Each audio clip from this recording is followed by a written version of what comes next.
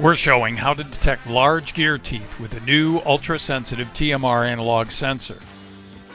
We have specialized gear tooth sensors for smaller teeth in the range of 0.5 to 6 millimeter pitched, like ABT series sensors for this 1.5 millimeter pitch gear.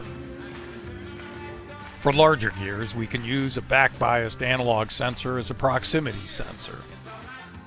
Here we have a 1/2 inch or 12 millimeter pitch linear rack gear. We glued a small biasing magnet onto a sensor breakout board.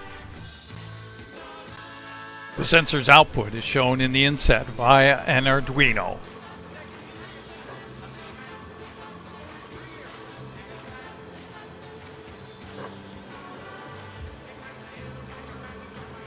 This rack has an out-of-spec tooth and the sensor can detect that. This method can be used to detect defects in gears, pipes, or cables.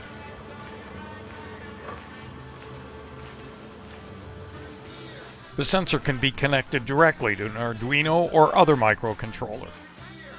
The Arduino also controls a motor, which moves the sensor across the rack. Here's the Arduino program. We read the sensor, average several readings, and move the motor. These are the parts we used for this demo.